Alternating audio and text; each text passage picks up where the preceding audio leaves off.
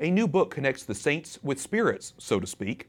Drinking with St. Nick presents stories of some of the church's most beloved figures, paired with holiday cocktail recipes and a wet Advent calendar.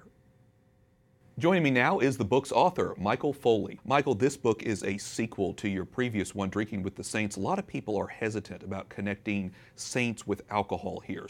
But you say Catholicism and celebration kind of go hand in hand. Explain what you mean by that. Oh, absolutely. This book and Drinking with the Saints before it are in no way meant to encourage any kind of immoderate use. As a matter of fact, just the opposite, that my belief is that true festivity is something that is conducive to moderation.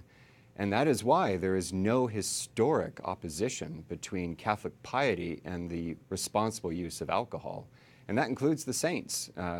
Some of them were teetotalers, but certainly not all of them. And so it's interesting because, like I say, not many people necessarily connect saints with spirits in that sense. Right. So tell us about this book in particular, St. Nick and Cocktails for the Christmas Season. So Drinking with St. Nick pairs beer, wine, and cocktail suggestions with basically every day of the Advent and Christmas seasons. What kind of reaction do you get from your books? Oh, overwhelmingly positive. And even non-Catholics, I teach at Baylor University, which is the world's oldest and largest Baptist university. Mm-hmm. And even my Baptist colleagues really appreciate the book. They appreciate, it is lighthearted, but it's not irreverent, and it follows the church calendar. So you learn about the saints, and you take their stories seriously, and then you raise a glass in their honor. Do you see that as a way to sort of evangelize, in a sense, to people who may not know the Catholic faith? It absolutely is a tool of evangelization. I gave a talk at a parish in New Jersey, and the pastor told me that this was the most important tool of evangelization that he had had in a number of years. And he said, when I have friends who are sort of fallen away Catholics, and I give them a book on the saints, a wall goes up. When I give them a book on drinking, a wall goes down. It's at least approachable. People can look at this. It's very approachable, so it's a gentle way of sort of introducing people to the communion of saints. Tell us what inspired you to write your books. I mean, where'd you get all the stories? Of course, like I said, a lot of stories about the saints, but then you have unique recipes for cocktails and other drinks as well. We do. Once we got started, we took this project quite seriously. And by we, I mean my wife and several friends who were eager collaborators.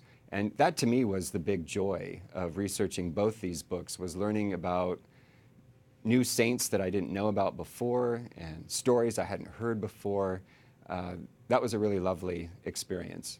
And like you mentioned in the book, you mentioned Advent. Of course, Christmas is coming up. Tell us just in general for you, who's someone who's Catholic, what does the season mean for you?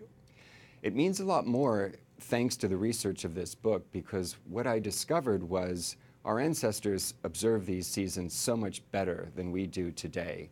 And what I discovered was Advent, as you might expect, was a period of restraint. It wasn't Lent, so it wasn't necessarily total abstinence, but it was a period of restraint and preparation.